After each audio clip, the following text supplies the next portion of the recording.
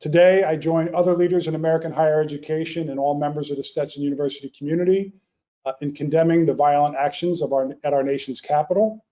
I do applaud Senate and House members from both political parties for returning to the people's business just a few short hours after a very harrowing experience for all. Early this morning, the House and Senate completed that work, and in less than 2 weeks, there will be a transfer of power, and we all deserve and should expect a peaceful transition. No matter where you stand on the political spectrum or how you may feel about the outcome of the 2020 elections, I am certain that you share my view that there is no place for violence when we seek to settle disputes, whether they be large ones or small ones. I join you as well in looking forward to a better, brighter, kinder, and more humane 2021. All of us at Stetson and our fellow Americans will take up the work of restoring confidence in our government and reaffirming our commitment to democracy and our commitment to each other. As I said throughout the fall semester and will continue to assert as we enter the spring 2021 semester, there is no better place to tackle these critical issues than here at Stetson University. In my 6 months or so as your appointed president, I have found Hatter Nation to be both collaborative and resilient, and we remain committed to applying the very best forms of education to improve the human condition. Our emphasis on the whole student, our emphasis on values, our emphasis on citizenship, all of these at the undergraduate level, at the graduate level, and at the College of Law positions us well to prepare our students to become future leaders for the hard work we will face to heal the wounds that we may feel in our communities and in our country. Of course, we do not always agree on the socio-political context within which we live. In fact, as an educator, it is my sincere hope that we will not always agree and that we will be committed to sharing divergent perspectives and conducting this sharing in a collegial and productive manner that all makes us better, makes us all better.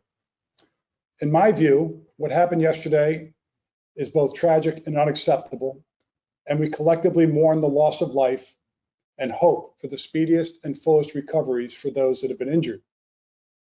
We also hope that as we move forward as a nation and as a community, that we will be able to do so peacefully in an effort to find common ground. As an academic and residential learning community, I am certain that we will be part of the work to build a more equitable and just world. We will also strive at Stetson to be a model of how to productively engage in dialogue that encompasses divergent perspectives and worldviews. I'm also certain that all of us are all feeling a mixture of emotions during this time, and as I wrote earlier today, I do ask that all of us take the time to care for ourselves and for our loved ones. If you are struggling after the events in Washington, D.C. yesterday, the Stetson Hatter family is here for you.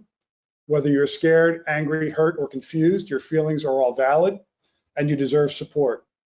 We hope you take comfort with your family and friends and connect with other campus resources as needed. Finally, a few more reflections. Last semester, as we embraced themes of kindness, empathy, and agency to navigate a very difficult context, including racial unrest and a global pandemic, a pandemic that is regretfully very much still with us, we demonstrated as a community that we are much, much stronger together than we are divided. We also demonstrated that we are all part of a resilient and collaborative community that has the ability to plow through challenges judiciously, with care, and with good judgment.